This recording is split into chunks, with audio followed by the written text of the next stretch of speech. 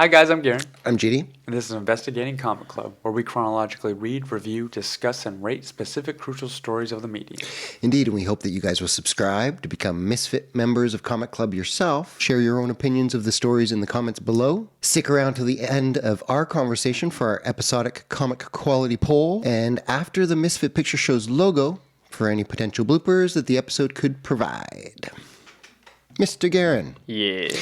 We have moved past our commitment of Dawn of X comics. Yes. Not all of those have been posted yet, but we have filmed them all. So you will be getting those episodes. This is now our comic pick of the week, which happens to be an X-Men comic. It's Wolverine issue 1 by Benjamin Percy and several other artists. Yep. A couple different stories in here. With our companion series, Chronological Marvel, which is exactly that, kind of a foundation of the Marvel Universe that you can read chronologically. Gives you all the important origins of all certain characters. That's our companion series. It's almost done, maybe 5-6 more episodes. With Wolverine, we've kind of had a couple episodes and established who he was and what he was created by and all those things. We kind of went over that. Yeah. Garen is, of course, the new reader to comic books. He has read a couple in the past, but part of the thing here, part of our intention, is that through Garen learning about these things, our viewers can learn as well. So we kind of went over the creation of Wolverine, but as far as Wolverine having his own solo series, the first one was by Chris Claremont and Frank Miller. It was a 4-issue miniseries. Frank Miller you'll know from the Daredevil Man Without Fear episode of Chronological Marvel, also as the creator of Sin City. Yep. That was 4 issues. Then Chris Claremont again did another 6-issue miniseries with Wolverine and Kitty Pryde. Yep. And then I believe it was Marvel Comics Presents. They did like a 10-part story at the beginning of that title. Chris Claremont and John Buscema. And then they launched the Wolverine ongoing series, again with Chris Claremont and John Buscema. And later on, Larry Hama took over, and Mark Silvestri with him had a good run. Yeah. And then Leno Francis Yu, who is the current artist on X-Men, he had a long, pretty substantial run with Larry Hama as well. So that brings us to Wolverine issue 1. Well, kind of. There's a couple decades worth of comics after that. But this is by Benjamin Percy, who we know from X-Force, which I appreciate. I think there's going to be a nice consistency with the character between titles. Adam Kubert, he did a pretty long run, the artist in the first story. Yeah. He had a pretty long run with Larry Hama, actually, back in the day. Gotcha. So he's fairly recognized with the character. It's a good choice. And then for the first story, we've got Frank Martin on colors, which, not to get too far ahead, but I thought the reds in this entire issue were gorgeous. Going into this story, I had been burnt out. Well, I know you had been burnt out by X-Men titles because of the barrage of the Dawn of X titles. So many of them. So many of them. We were burnt out, but I'm feeling a little bit more excitement now that we've kind of decided which we'll be keeping, which we won't. It's kind of a refocused excitement for me. Yeah. That being as it is, there was something tentative about me, a little bit maybe skeptical about this issue because of the price of it. Oh, yeah. No, when I saw the price, I was like, this better be 2 issues. We'll go through maybe story by story. Okay. So, yeah, I was a bit skeptical at the beginning, a little wary. Like, this is an issue 1. Some people are excited. That's a big price. No, it's a big price. It's not like... And there's been a lot of X-Men titles. It's not like a special edition thing, or it's not even a one-shot or something. It's straight up issue 1. Coming off of this barrage of 6 storylines for Dawn of X, and you throw in now we're into this almost second wave. It is, I believe, kind of the second wave. Cable comes out in a few weeks. You know, you have all the giant-size X-Men coming out. The giant-size X-Men, sure. So it's like, okay, it was already too much for some. And then you throw in this, pretty hefty book. It was a pretty hefty book. When I got through to the end of the first story, I was certainly digging it. But then it ended, and I was like, "Oh no, guys, what have you done? Yeah. Like this is not your money's worth. It was good, but not your money's worth." But then it went into a second original story, again written by Benjamin Percy. What is that? I'm not familiar with. They're both issue ones. So Different names, both issue ones, different artists. it is a single issue one with 2 stories. Yes. Which, I mean, yeah, I So, see that. I just yeah. wasn't sure. I'm not. These stories This is are the first clearly time I've taken experienced right. that. Yeah, they're taking place at different points.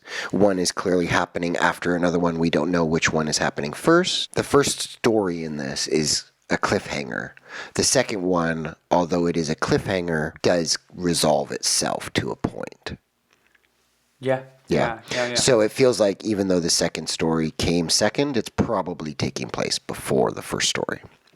Yeah. Because I enjoyed the first story, and the second story not completing that almost. Or I'm like, okay, cool. I don't have to wait. What's this to be continued? Now it's a whole different story. It does make sense that it probably came before this one. Right. But with the investment I had in the first few pages of this first part was like, okay, it was kind of I was taken off guard. They call them anthologies, with like you've seen a movie that's got 3 movies in one. For a new reader, I'm sure, it throws you off. Yeah. I was grateful that Benjamin Percy, in that first story arc, it's comparing Logan's blood to a vampire's. And the first story, and it's kind of like, why am I reading about vampires? Right.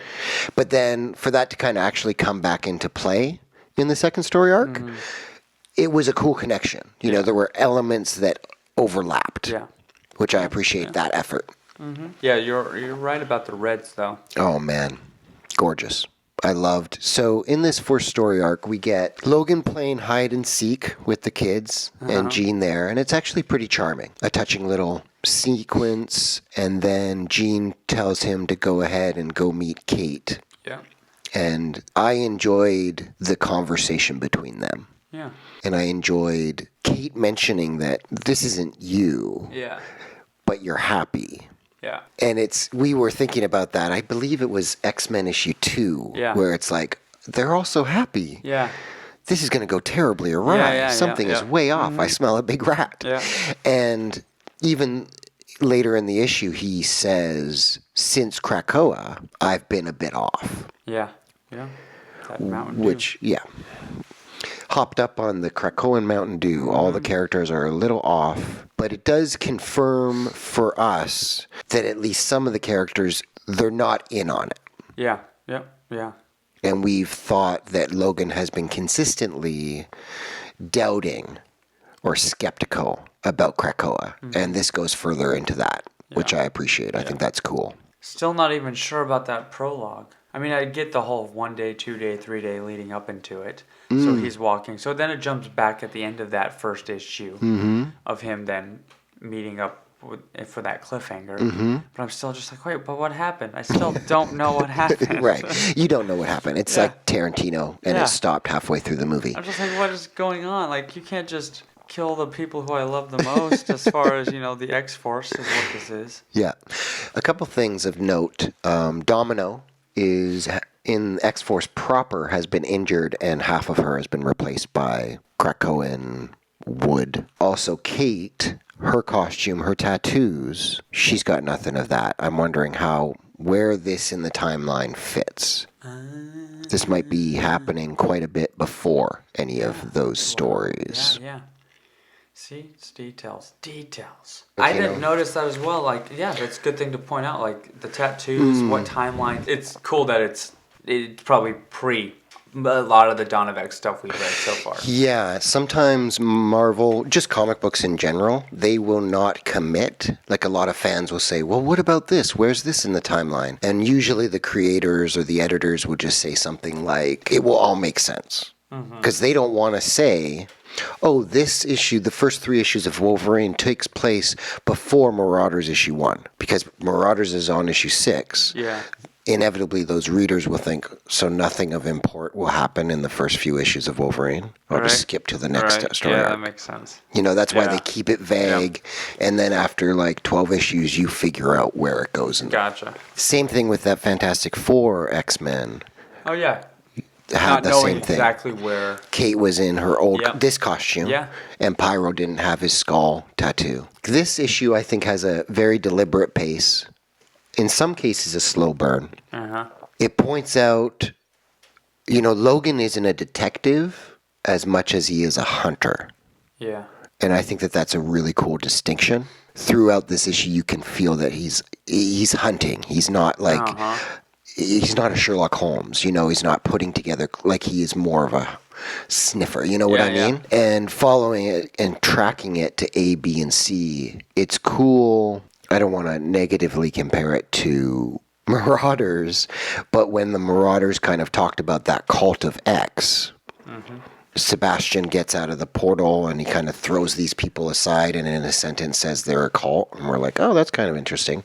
Here, much more established, gives us much more background. Yeah. And then raises the stakes when they show up. And it's a cool sequence. Like, it's almost like it's cinematic when all of their eyes turn green with the red in the background. The green like eyes coming out of the shadowed hoods. Yeah. It's really, really cool. Yeah, when they turn around, when he's like, oh, is this the same one where he said, no, I think that was even later. In the part 2, when he says he's in the cellar when all the eyes turn. Yeah. Because they did it here, too, where you can see the eyes in the background. Yeah, I think even though these are colors, those greens, too. Isn't that's like, what I was talking about. Yeah. That's almost cinematic, like creepy. Yeah. It's really cool. I appreciate, again, with the cult almost turning like this, it is like the vampires turning. There are echoes within these two tales that overlap. Yeah. Like Quentin digging on, like, oh, cool, these guys love us. Yeah. And jumping in. And it's like, wait a second. What? No. Yeah, we're gods. Oh, my gosh. Canceled. Oh, yeah. It's like, no, guys. I don't think you understand. And I like this detective, the CIA agent. Just, he's kind of, in the first couple pages, I thought he was kind of like the dude from, like, The Big Lebowski. Yeah. That's exactly what I thought. Is it? Yeah. The mark on his head and then showing the humanity of him with his son. It's good stuff. Oh, yeah, it's... Percy won me over in the first story, but then it ended pretty rapidly, and I thought, wow, is this just going to be like script pages now, alternate covers in the background? But it went into another whole story arc, which I appreciated. Yeah. I thought it was pretty cool. And it's nice that this second story arc, whereas the first one's a big cliffhanger, not satisfying. Yeah. This second one was very satisfying. It was cool to see... Who is that? That's just a woman who's hunting. She's basically a vampire hunter. Vampire hunter, right? Yeah. Yeah, and this second story arc is very, very close to what Claremont and John Buscema did back in the day. Like, it's Logan going out on like a solo adventure, hunting things down. Usually an intriguing, mysterious woman is involved. An old villain like here, Omega Red, they have a history. I liked the interactions between Magneto and Logan and the hypocrisy there between Logan and this man. Yeah. Like, there's a lot to, oh, no pun intended, sink your teeth into. And I appreciated it. The artist is pretty reminiscent of Greg Capullo, but I've never seen this gentleman's work before. I was going to say Greg Capullo, or I even saw when we talked about Frank Miller of the bald guy. I was like, it kind of looks like Daredevil-esque when you see that. For sure. Yeah, Kingpin in the first story arc. Yep. And I did enjoy, because I like taking these first issues that we've had over the Dawn of X stuff. And it did recap enough to where if someone just picked up Wolverine. Issue 1, yeah. In issue 1. I think so. Just enough to where, like, yeah, you're not going to know a lot of these, these characters and stuff like that. But enough of, like, even which one was it? Was it the first story or the second one talking about old enemies are now friends, or friends are now... That was, I suppose that was the second story arc with Magneto. Yep. And he even establishes what X-Force kind of is with the CIA. Yeah, I think this issue as a whole package, I don't think the first story is satisfying and dense enough to work on its own. I don't think the second story on its own is enough for a first issue. The two of them together, I do think this is a nice package for a first issue. Yeah. I really do. It goes together, it connects. It gives you a little bit of each piece of the pie, you know, that you need almost to start this off. And it still gives you learning these characters' personalities that we might have already been learning, but it helps you understand where they're coming from. Yeah. 67 pages. Is it 67 pages? I mean, with or without some other things. But yeah, about that. Yeah. And I think probably. Grounded with a character like Logan, this is his first title in, I think they said like 6 years or something. His first solo title. He's a great character. Yeah. Especially when there's not 4 different Wolverine comics. Yeah. You know, knowing that this is Wolverine's solo title, that it's written by the same guy who's writing X-Force. And it does feel like Hickman, and unlike some of the other writers for the X-Men titles, Hickman and Percy, they feel like they're on the same page. Yeah. No, it feels like I hope counts. I hope he shows up to Comic-Con or WonderCon. Cool. He's impressing me. Yeah. He's a wordsmith. Again, I've said that in a previous one about X-Force, but there were, he's talking about Paris.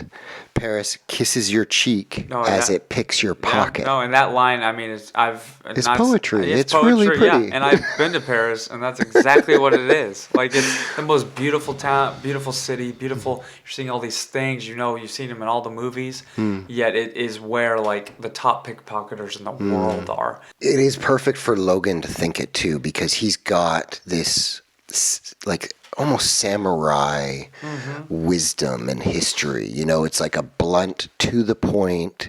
There's beauty within the ugly. Yeah.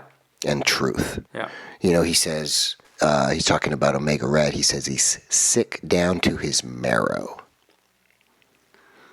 That's sick. You know, and it's cool. But it is poetry. Because Magneto is saying, "What about you?" You know, and we have to. What about me? And Logan's saying, "No, not with him." You know, he's the type of sick that it's down to his marrow. Yeah, I like the part in the second issue. Again, going back to what we've talked about in other episodes, as far as it goes for the resurrection. And how even Magneto is just like, yeah, even if it happens, they'll be resurrected. And then Logan's flat out says, yeah, well, immortality doesn't erase trauma, you know, for what they're having to go in and innocent people have to die. Right. And he's like, yeah, well, we can always bring them back if all else fails, you know? Yeah, Percy's the only person that has continued to consistently give repercussion to even the resurrections. Like, you'll remember in that Excalibur issue, nothing happened. Nothing. Like, Apocalypse died. Next panel, he was back. Yep. With Logan, I like that his memories are getting a little fuddled. He can't even quite make out what's going on. I suspect that has actually something to do with Krakoa as well on top. But this idea of this trauma, you know, that's there. You don't forget dying. Yeah.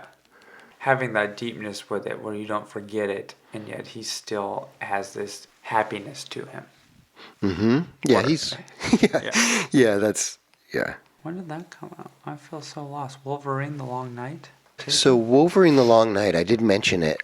Wolverine the Long Night is the original podcast that was supposedly really popular. Okay, that's why I recall the name. That's right. So that was which we talked about, which then you were like, oh, he's doing X-Force, which he's also doing he's coming back and doing Wolverine with it. So then, because I was like, the only reason I was even looking that up was because Hickman I heard of, again, because of, I mean, it's the House of X, it's Powers of X, but it's like that's how, oh my God, Hickman, all this. So I'm fairly new in general, though. I'm new to this whole thing in general.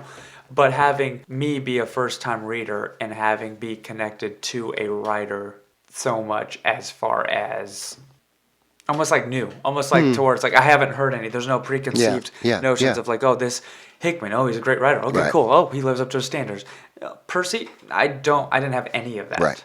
So then for it to lead in with X-Force is probably my favorite of the series right cool. now, and then to have Wolverine come and like have that to where like, yeah, I am excited to, one day meet him or see him because I've seen Oh, Hickman, cool. So it's like, kind of like he's kind of the first creator that you are, I would follow a book if I just saw Benjamin Percy's name was on it. Exactly. I'd pick that up, like an indie comic or whatever. Yeah, or it's like, oh, sweet, because he's shown with now this, with the X-Force, I'm interested to even now the go podcast, back to and you might like check that out. Yeah. I think he may have, I know that Marvel did adapt it into a one-shot, maybe a miniseries, 6 issues. Yeah. So that's a trade, and I think he adapted it himself. Or 5, I think. Yeah. Oh, cool. Then that makes sense. So that would be a cool trade to probably pick up. Marvel's hit script podcast comes to life on the printed page. Yeah, and that, like, it got recognition. Like, it was celebrated outside the industry. There were a lot of people that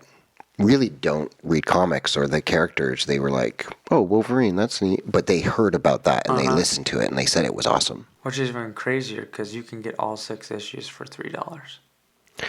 Wow, they're having a little sale. I think so. Because, this, you can buy each issue for $1 or you can buy collected edition. Which is the trade. For $3, yeah. Wow, so...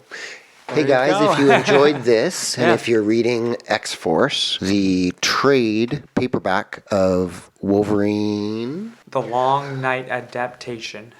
...is available at Marvel.com for $3. Digital? The digital. So that's cool. You're unfamiliar with Omega Red.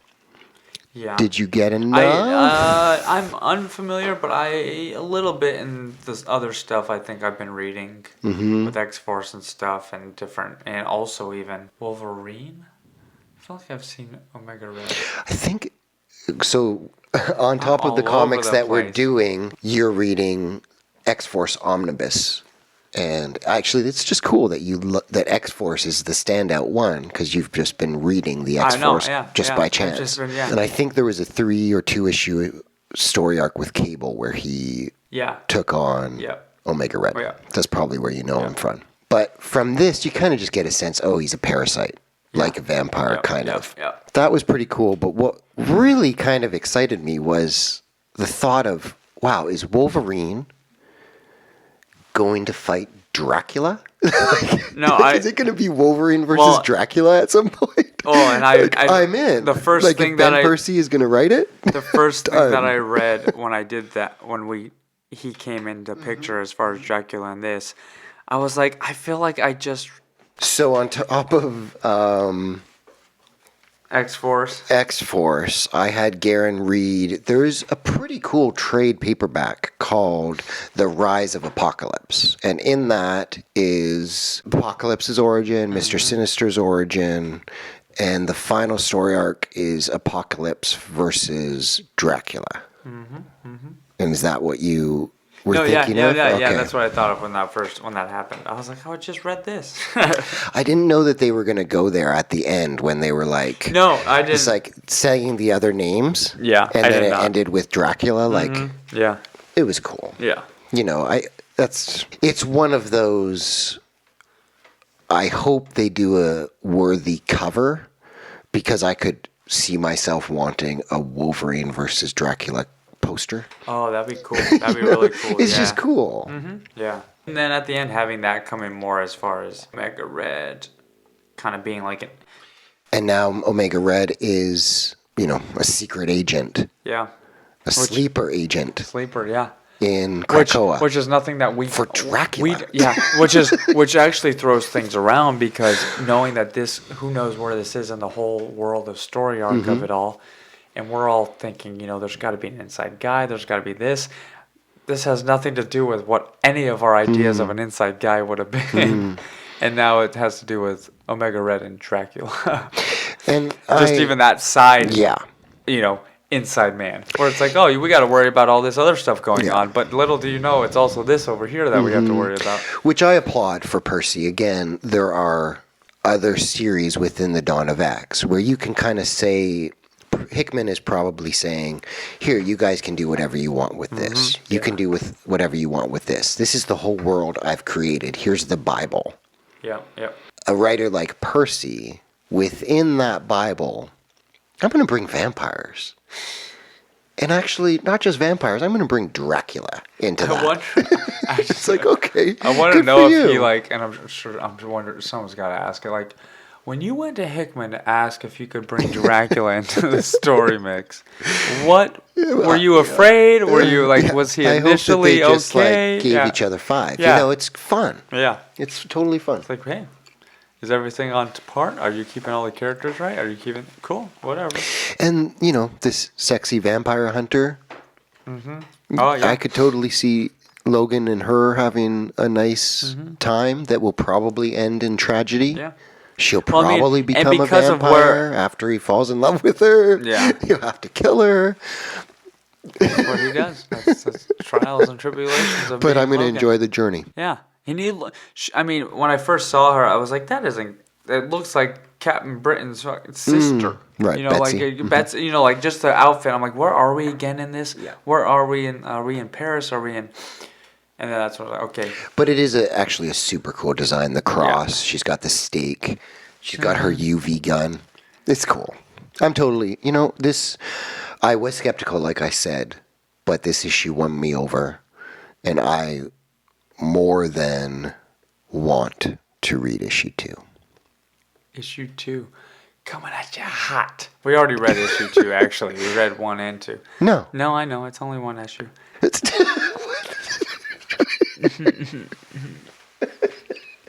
Yeah, anyways, that's Wolverine issue 1, guys. That's Wolverine issue 1 coming to you hot from 90716. No, I do. I enjoyed it very much. Like I said, Percy, I'm a big fan. I give this one an A.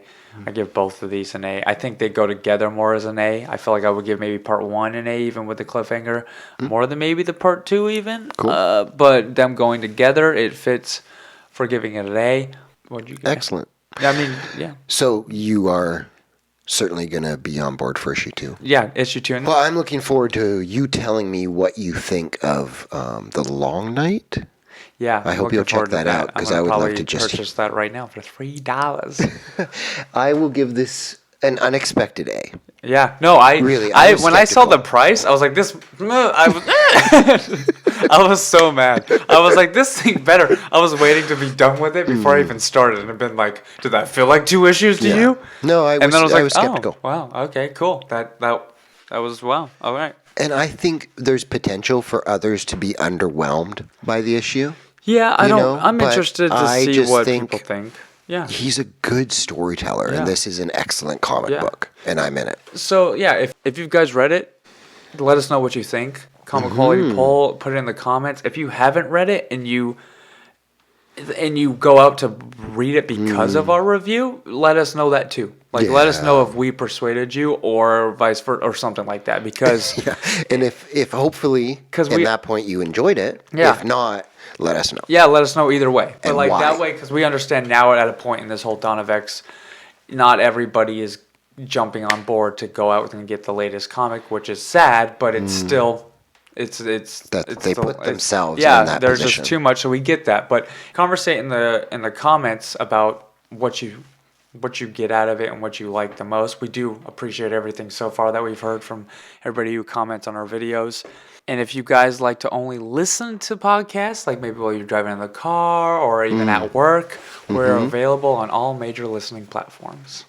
Yeah, thanks so much for joining us, guys. We really appreciate it. Looking forward to hearing what you think. To be continued.